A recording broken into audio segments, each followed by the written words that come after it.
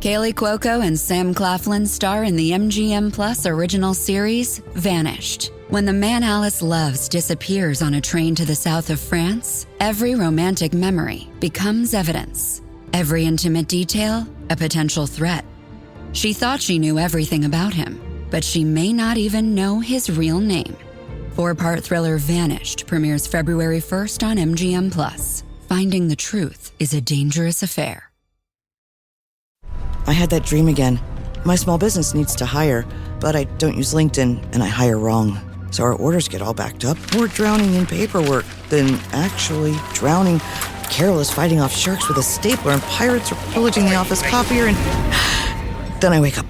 Don't let hiring nightmares ruin your dreams. LinkedIn Jobs' new AI assistant goes beyond the resume, using unique insights to deliver a smarter shortlist. Post your job for free at linkedin.com/quality. Start hiring today with LinkedIn. It is 7:48.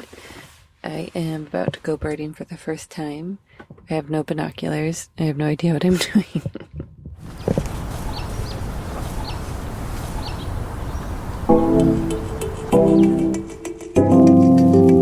I'm Aislyn Green, and this is Unpacked, the podcast that unpacks one tricky topic in travel every week. And this week, I'm attempting to become a birder.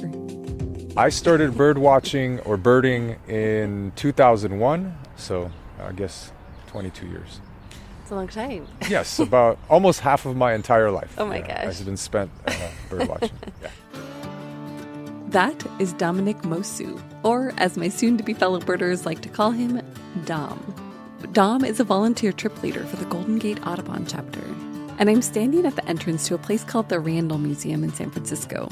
This is where Dom begins his monthly Birding the Hill tour. It's cold and foggy, and on top of that, there is a weed whacker whacking away nearby, and I gotta be honest, it's bumming me out a little bit. I'm here because, as I mentioned, I'm trying to become a birder. And just for a little background, my longtime former manager here at Afar, Jeremy, is a big birder, and we would tease him about it so much. I mean, in a loving way, I hope.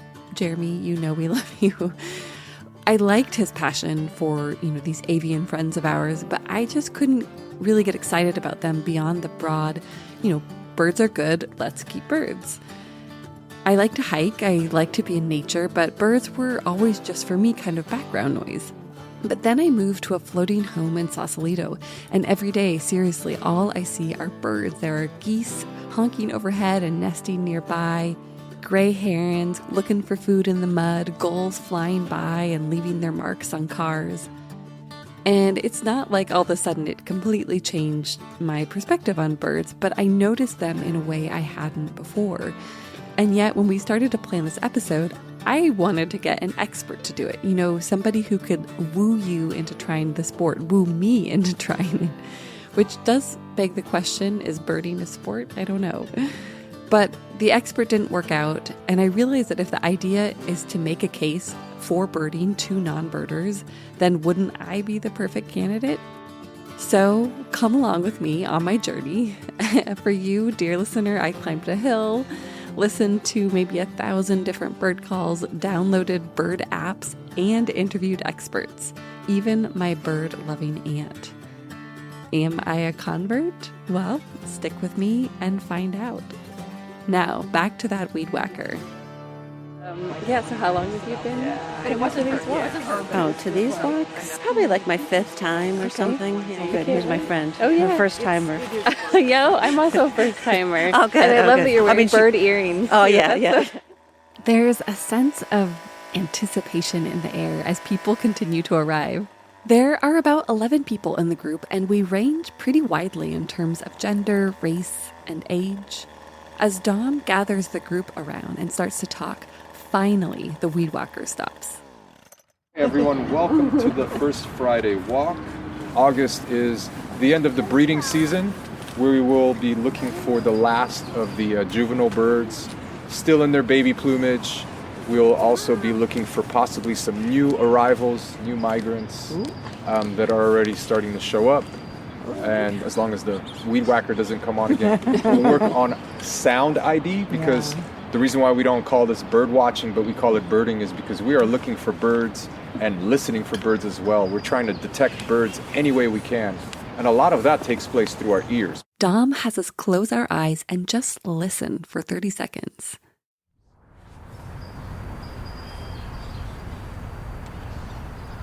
At first, I don't hear anything but a blissful silence.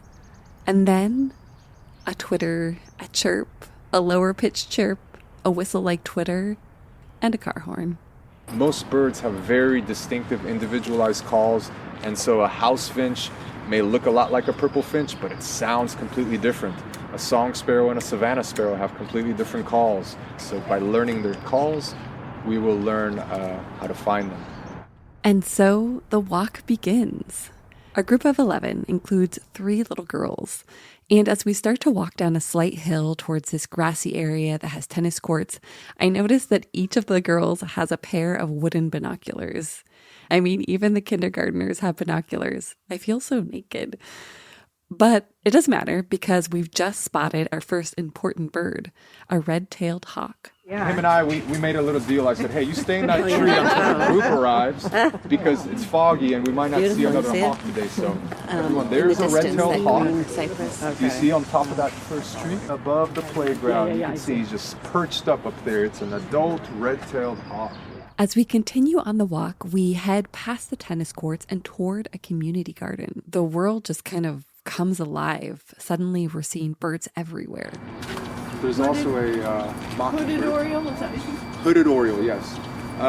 We're going to get a little bit closer so that y'all get a better look. But listen for that chatter. We also see something that is very iconic in San Francisco. Here's a parrot coming our way, everybody. Look, there's a red-masked parakeet. 2 of them. Look at those choppy wing beats. I mean, choppy wing beats? I have never in my life thought about such a thing. I'm starting to understand what Dom meant when he told me about the ways that birding has opened up his eyes to the world. I used to love hiking and observing nature, and then when I discovered that in addition to just enjoying sort of the general views and the open space, there was hundreds of different birds to be seen and identified and learned about. It made the world look completely different, a lot more interesting. There's no dull moments when you're a birder. Birding the Hill is, of course, an urban bird walk. We are in the middle of San Francisco. And it is true that as you start to pay attention, these layers reveal themselves. What could feel like a very normal grassy park where, people come and throw balls for their dog and play tennis is suddenly alive with sounds and sights. I like urban birding because of how accessible it is as far as being able to observe nature in a densely populated place. The birds don't seem to be too bothered by our activities and are able to kind of adapt to existing in small spaces, small parks, and as long as we're not actively trying to interfere with their lives, they just kind of keep doing their thing in the middle of large cities like San Francisco. And Dom says that all birds count, even the ones that we might roll our eyes at or shoo away while we're eating lunch in the park. Oh, here we go. What's that big one? What's that? Oh, a pigeon. Pigeon. Rock pigeon. Yeah. Hey, don't laugh. This is actually a really good point. One time, I called out starlings flying over the park. I said, hey, everybody, look at the starlings. And one of our walk participants said, I don't look at starlings. They're not a native species. Who cares? 2 months later, she emails me and she says, hey, I think I may have seen purple martins over Golden Gate Park. And I said, are you sure they weren't starlings? I said, no. And I'm like, well, go back and look again. And then the next day she's like, they were starlings. I'm like, that's why you look at starlings. Because starlings look like other birds. And we want to know what they all look like. And if you know what a rock pigeon looks like, then you'll know what a band-tailed pigeon looks like after a while. So, yeah, we don't discriminate here. All birds are equally important for us to study. As we're walking, I'm starting to think this is just like learning a foreign language. There's this massive sound around me, but I can't parse out any meaning yet. And that can be frustrating, as one of the kids on this hike is starting to realize. Mommy, I can't see it. But that first moment where you realize you can ID a word or a phrase, it's so satisfying. There's some birds up there. There are some birds up there. These are some birds. Hi, Julie. So we say goodbye to Jiggly, and Dom tells us that getting better at birding, learning this language, is all about practice. If you're looking at a bird up close and it starts to fly away, follow it for as long as you can. Get familiar with what it looks like at different distances and angles. That way, I can look up there in that eucalyptus tree and scan and say, oh yeah, there's 7 house finches. And it's not because I have magical eyesight like some kind of Marvel superhero. It's because I've been looking at house finches from 5 meters, 10 meters, 50 meters, and 100 meters. And so eventually you develop that experience and that confidence to be able to identify birds at what seems like an incredible magical distance. And what else do you need to know or have to become an expert birder? We'll find out after the break.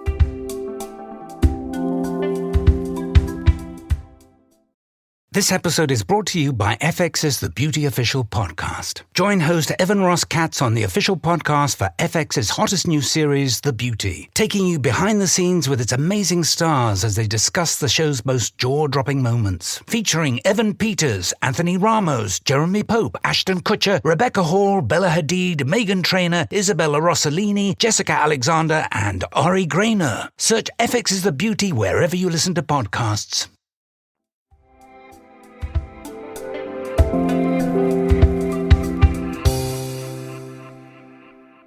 I'm Kara Cook. I am the rooftop biologist for the Southwest region in Florida. So in case anybody is wondering what a rooftop biologist is, I basically work with shorebirds and seabirds that nest on gravel rooftops in Florida. Isn't that a cool job? But Kara, who lives in Tampa, says she was not a born birder. I actually took an ornithology course in the senior year of my undergrad at the University of Missouri. So it's been about 9 years that I would consider myself an actual birder. I grew up in more of a rural area, so we had birds kind of in our yard a lot. And so I kind of grew up with them, but I really didn't get into like birding until college. Nice. And what was it about that class that changed things for you? Oh gosh. It was just so eye-opening. Birding it gets me outside. It gets me in nature, which makes me feel better. It makes me feel less stressed. And I just really look forward to seeing the birds, and you never know what you're going to see when you go out. It's kind of always like a surprise. Kara said something during our chat that literally gave me goosebumps. Oh, I can still feel it now. I had asked her how birding has changed the way that she sees nature. It's really just made me a lot more in tune with my surroundings. I'm always listening and looking for birds, whether it's like walking into Target or, if I'm at the beach for fun, I'm always just like looking for those things.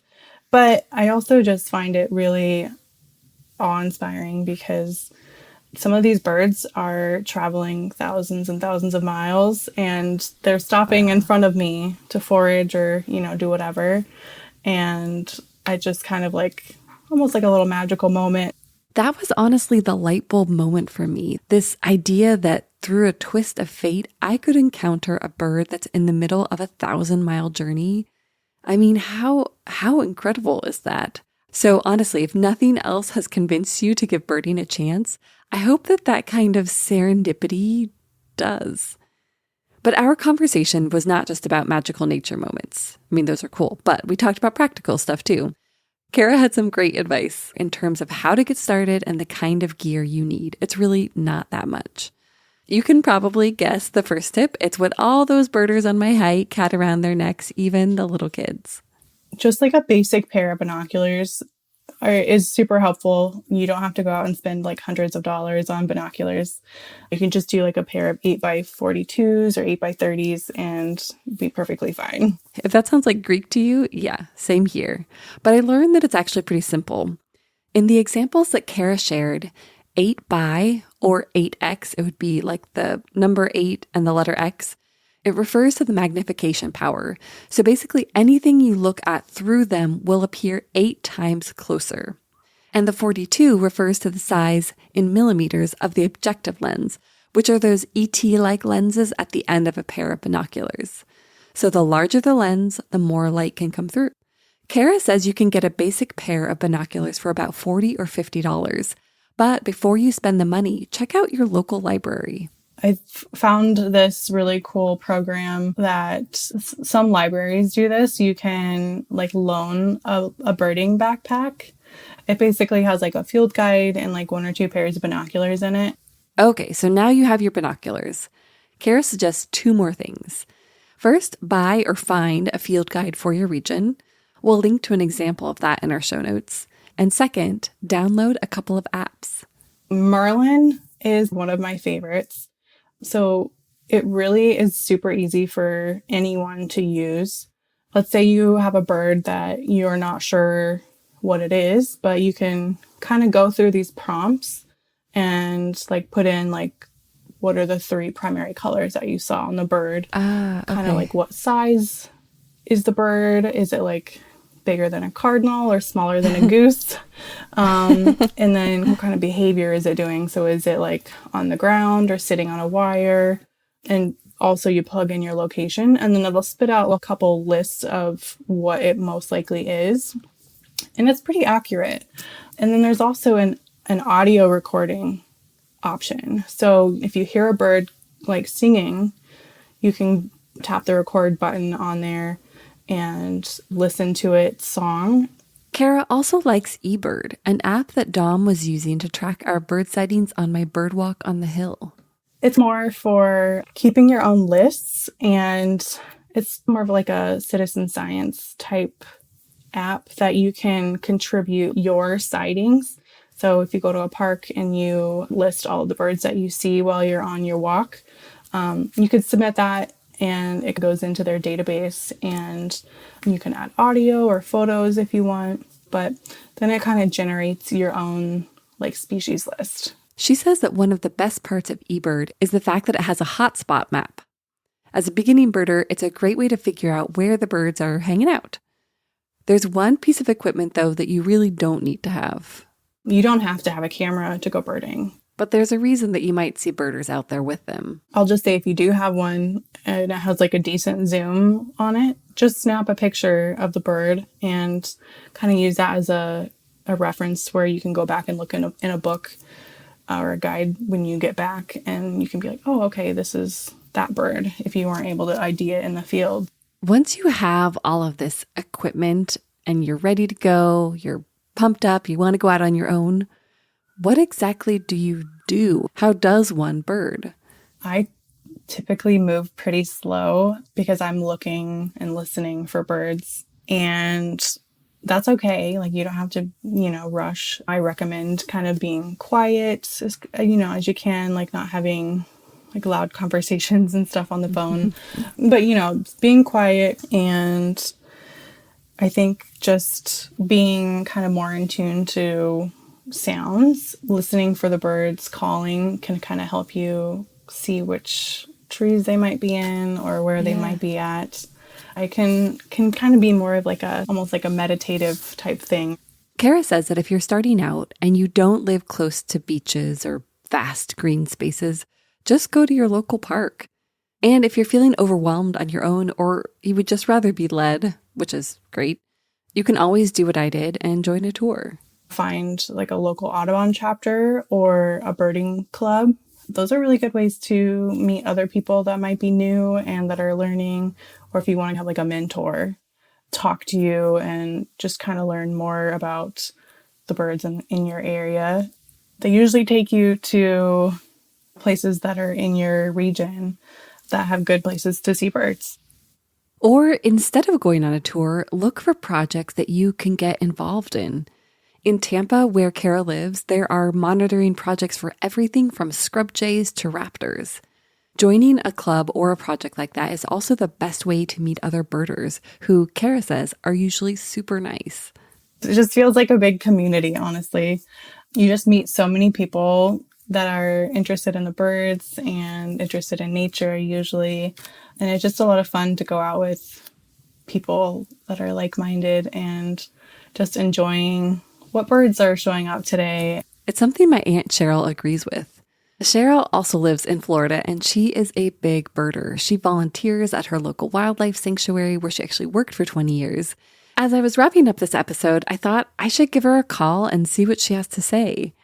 And as we were chatting, and I was filling her in on what I was doing, she started sharing about one of her favorite birds. And the chimney swifts are just little tiny black birds that are basically my very favorite bird in the whole world. Mm-hmm. Little black wings, they fly like the blue angels. Wow. They eat thousands of mosquitoes each time, and then they nest in chimneys. That's why they're called chimney swifts. They're sweet birds, actually, to each other. If there's one that maybe doesn't feel so good, or it's a little bit younger, or whatever, the bigger ones may come over and put their wing over the body of the other. They're just very caring little birds. So I Googled chimney swifts, and I have to say they really are amazing. They do everything while flying, including eating, drinking, and maybe mating. Wow. And one of the things that Cheryl does, in addition to work with birds, is that she loves to join the annual Audubon bird count, which happens every February. She echoed what Kara said. She said that it's almost like a meditation for her. On the day that I do the bird count, it's like, that's what I'm thinking. I'm thinking birds, and I don't think of anything else. I don't see anything else. I don't feel bad. I just feel, it just gets me out there. That's the way I've always felt after a good long hike and during the hike itself. And Cheryl believes that meditative feeling can create these bigger links for us with the world. I think if you can get outside and you can look up rather than down, you're going to start seeing a lot of other things that are out there that are really cool. And then people get more attached, I think, to the world, basically. And the more we connect with the world, the more we want to protect it, right? If you see these big long lines of geese and hawks and things flying over, I think, I want to make sure that where they're going is going to be good, but also when they come back, you want to make sure they still have the places that they need to nest for the summer. Yeah. And, they just need the food, the water, the shelter. That's what they need. And a lot of those things are, sometimes going away. So we've gone from a quiet birding walk on a foggy San Francisco morning to possibly saving the world. Such is the power of birding. And like Dom said to me at the beginning of my very first walk, I think it'll change your life if you really, if you let it. Did it change my life? Am I a birder now? It's still too early to really know for sure. I have not yet bought binoculars, but I did download the Merlin app. And the other day on my daily walk, I saw this little brown bird fly out of a small tree, so I stopped to watch. And as it kind of flapped its wings, I noticed that it had blue feathers on the underside of its wings. So I pulled out Merlin, I plugged in the descriptors, and I felt so satisfied when I think I ID'd it as a female western bluebird. It was my very first bird on my list. But I think at the moment, the larger shift that I've made is an appreciation for the awesomeness of these millions of birds going about their lives, often completely unbeknownst to us. They, too, are travelers crossing great distances. And like Kara said, it's a little bit of magic every day that we get to encounter them. And speaking of Kara, I have a much greater appreciation for the true bird geeks of the world. The people who are watching and counting and protecting these magnificent winged creatures. So if, even after all this poetry and advice, you can't or won't give birding a shot, I say make a donation to the Audubon Society or another wildlife organization and call it a day.